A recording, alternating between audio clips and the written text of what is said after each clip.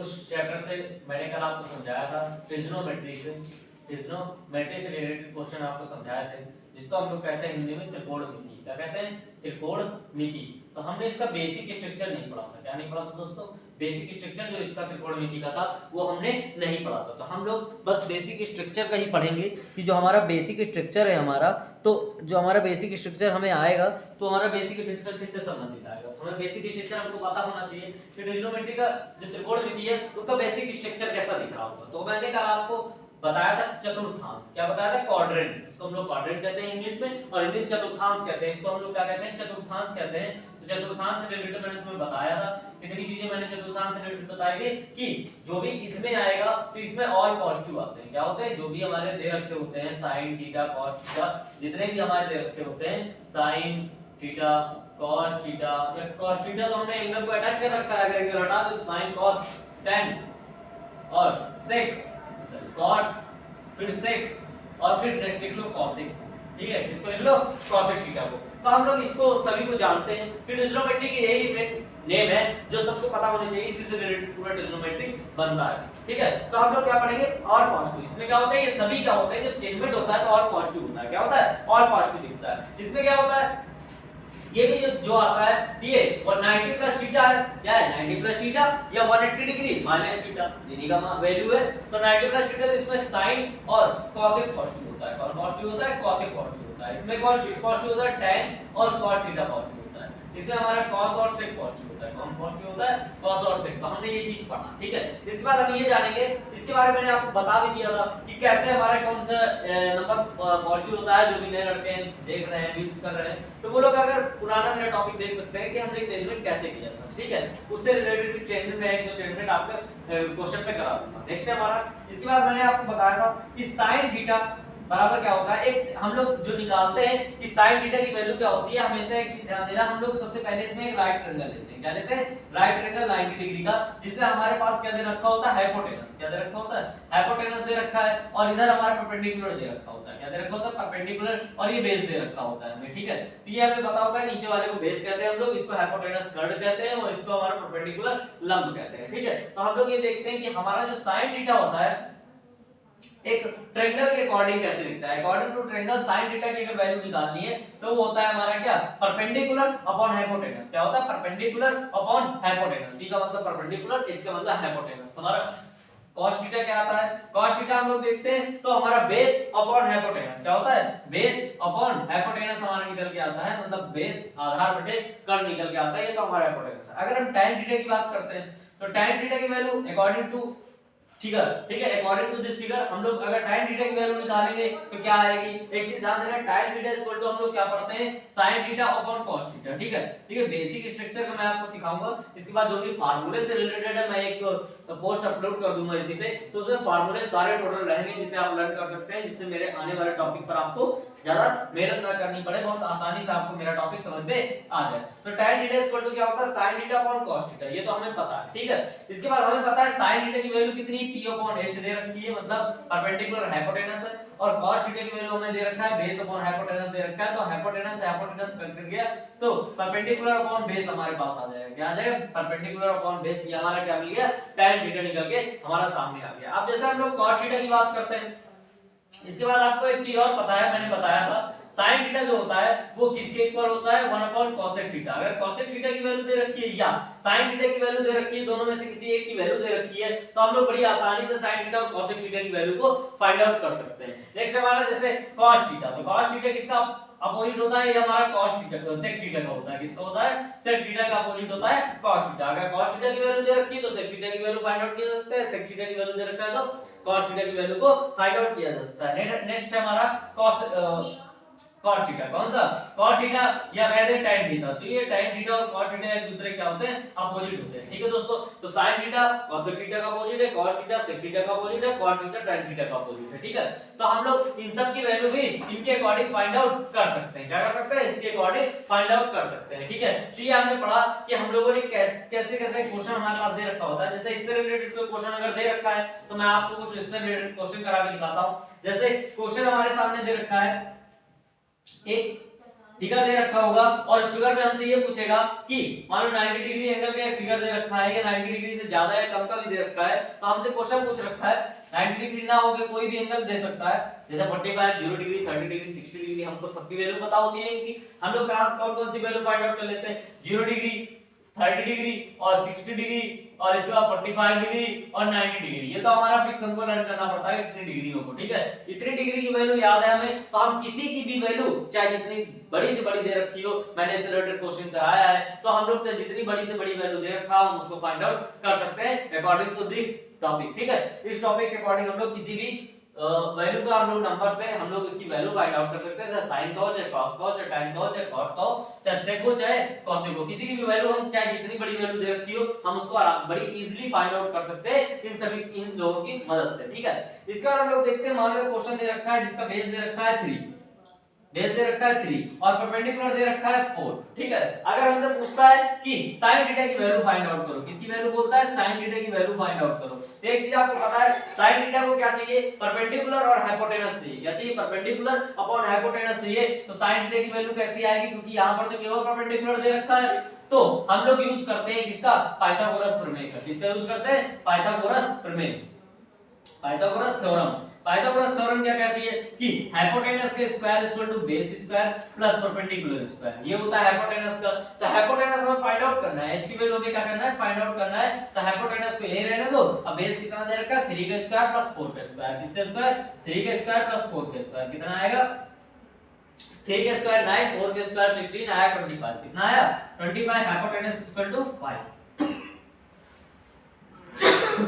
तो 5 आ गया। अब हम लोग देखेंगे आगे, हमें हाइपोटेनस की वैल्यू आ गई, तो sin थीटा की वैल्यू हम बड़ी इजीली प्राप्त कर सकते हैं, कैसे, sin theta equal to perpendicular upon hypotenuse, hypotenuse कितना है 5, मतलब sin थीटा की वैल्यू कितनी आएगी 4/5। तो ऐसे फिगर से रिलेटेड बहुत सारे क्वेश्चन आते रहते हैं, क्या होता रहता है, इससे रिलेटेड सारे क्वेश्चन हमारे पास फाइंड आउट करने के लिए सारे क्वेश्चन 4/5, 3/5, 2/5, किसी की वैल्यू, अब इसमें तुम्हें sin थीटा की वैल्यू आ गई, तो इन सब में से सबकी वैल्यू निकाल सकते हो, जैसे cos थीटा हो, चाहे tan थीटा हो, चाहे cot थीटा हो, चाहे sec थीटा, cos थीटा, इस तरह 10th में बहुत ही इजीली ये चीज पूछा जाता है कि sin थीटा की वैल्यू दे रखा है, cos theta, tan theta, cot theta, sec theta, cos theta की वैल्यू फाइंड आउट करो, तो हम लोग क्या करेंगे, अगर sin थीटा की वैल्यू दे रखी है तो हमें पता है क्या क्या दे रखा है, परपेंडिकुलर दे रखा है और हाइपोटेनस की वैल्यू दे रखा है, तो हम लोग पाइथागोरस थ्योरम का यूज करके बेस निकाल लेते हैं, क्या निकाल लेते हैं, बेस फाइंड आउट कर लेते हैं, और अगर बेस और परपेंडिकुलर दे रखा है जैसे इस फिगर में दे रखा था, तो हम लोग हाइपोटेनस फाइंड आउट कर लेते हैं। इन सभी को फाइंड आउट करने के बाद हम लोग इन सभी की वैल्यू को फाइंड आउट किया जा सकता है, क्योंकि sin थीटा बराबर क्या होता है, परपेंडिकुलर अपॉन हाइपोटेनस, और cos थीटा इक्वल टू क्या होता है, बेस अपॉन हाइपोटेनस, और tan थीटा इक्वल टू कितना होता है हमारा, tan थीटा हमारा आएगा परपेंडिकुलर बेस, और cot थीटा इक्वल टू क्या होता है, cot थीटा tan का जस्ट उल्टा होता है, तो बेस अपॉन परपेंडिकुलर, इसी का जस्ट अपोजिट आ जाएगा, base upon perpendicular. Next sec theta की वैल्यू cosec का उल्टा, मतलब हाइपोटेनस अपॉन बेस आ जाएगा, और cosec थीटा हमारा क्या आ जाएगा, sin का उल्टा होता है, तो हाइपोटेनस अपॉन परपेंडिकुलर। तो ये हमारे, हम इस पे वैल्यू पुट अप करके किसी की वैल्यू फाइंड आउट कर सकते हैं, किसी भी नंबर का वैल्यू हम लोग फाइंड आउट में sin का दे रखा हो, इन सब में से 6 जो हमारे पास संख्याओं में से किसी 6 जो हमारे पार्टिकल में से कोई भी एक दे रखा है, तो हम लोग क्या कर सकते हैं कि किसी का भी हम 6 के 6 मान क्या कर सकते हैं, निकाल सकते हो, चाहे sin हो, चाहे cos हो, चाहे tan हो, चाहे cot हो, चाहे sec हो, चाहे cosec हो। अगर फिगर दे रखा है तो सभी मान मेजर कर सकते हैं उससे भी, और हम लोग कैसे फाइंड आउट कर सकते हैं, अगर किसी एक का दे रखा है तो हम लोग सभी की वैल्यू को फाइंड आउट कर सकते हैं, ठीक है। इसके बाद 0 degree, 30 degree, 60 degree, 45 degree, 90 degree का जो मान है, मैं एक बार चार्ट बना दे रहा हूं जिससे हमारा चार्ट शो कर जाए, जिससे नहीं आता है वो वैल्यू याद कर सकता है, ठीक है। नेक्स्ट मैं चार्ट बनाता हूं, देखिए आगे क्वेश्चन जो दे रखा है, सबसे पहला क्वेश्चन जैसे मैंने आपको सिखाया था कि कैसे हम लोग क्या करते हैं, किसी भी मान का वैल्यू निकालते हैं, किसी भी sin थीटा या cos थीटा के थीटा के जितने डिग्री दे रखा है उससे हम लोग कैसे वैल्यू निकालते हैं। चलिए एक बार रिपीटेड क्वेश्चन करते हैं, क्या करते हैं, रिपीटेड करते हैं। जैसे हमने बोला किसकी वैल्यू निकालना है आपको, tan 135 डिग्री की वैल्यू निकालना है, किसकी 135 डिग्री की, तो बहुत इजी है।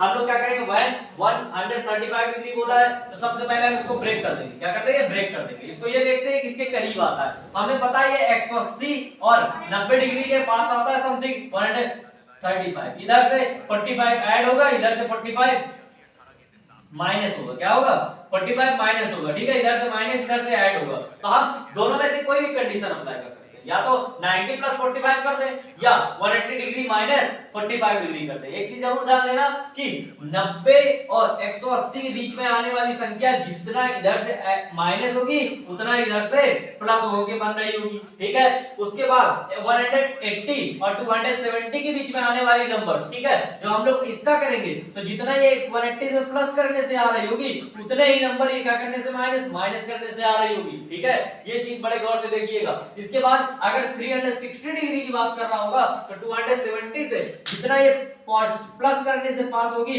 उतना ही ये माइनस करने से भी मिल रही होगी, किससे? 360 डिग्री से। आते हैं हम लोग अपने क्वेश्चन पे। जैसे 135 डिग्री की वैल्यू फाइंड आउट करना है हमें, तो हम इसको क्या ब्रेक कर सकते हैं, या तो 180 डिग्री माइनस 45 डिग्री कर लीजिए, या तो 90 डिग्री 45 डिग्री, दोनों से आंसर इक्वल आएगा, किसी में कोई कंफ्यूजन नहीं। कल मैंने जो क्वेश्चन कराया है इसी से रिलेटेड कराया है, उसको रिपीटेड देख सकते हैं।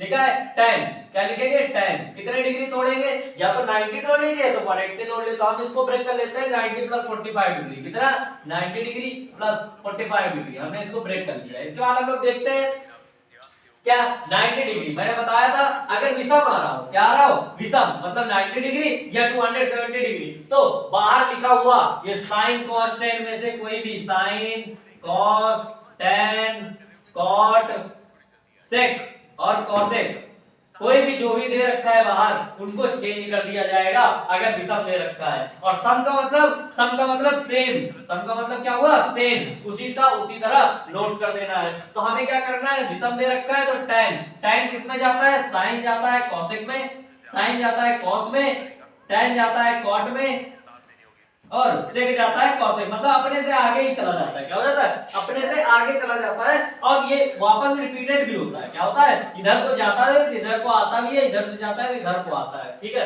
ये हमारे क्वेश्चन में दे रखा है। इसके बाद हम लोग ध्यान देंगे tan किस में जाएगा, कॉट में, हम लोग उठा के चेंज कर देंगे, क्या हो जाएगा, कॉट, क्या है कॉट। अब कॉट प्लस का आएगा या माइनस का आएगा, ये बहुत जरूरी है, इसको बड़े ध्यान से देखना। सबसे पहले हम लोग देखते हैं कि यहाँ पर लगा क्या है, प्लस, क्या लगा हुआ है, प्लस। तो प्लस को हम लोग क्या कहेंगे, 1 2, कितनी लाइन खींची हुई है, 2 लाइन खींची हुई है, कितनी लाइन ड्रॉ है, 2 लाइन ड्रॉ है। तो हमें पता है कि हम लोग जो क्वाड्रेंट पढ़ते हैं, मतलब चतुर्थांश जो पढ़ते हैं हम लोग, उसमें क्या होता है, 1 नंबर से स्टार्टिंग, 2 नंबर से स्टार्टिंग, 3 नंबर से स्टार्टिंग, 4 नंबर से स्टार्टिंग। इसमें ऑल पॉजिटिव है और इसमें साइन और कॉसेक पॉजिटिव है, इसमें tan और कॉट, इसमें सेक और कॉस पॉजिटिव। हमें देखना है कितनी लाइन ड्रॉ है, 1 और 2, प्लस बन गया, कितनी लाइन ड्रॉ करने से, 2 लाइन ड्रॉ करने से प्लस बन गया।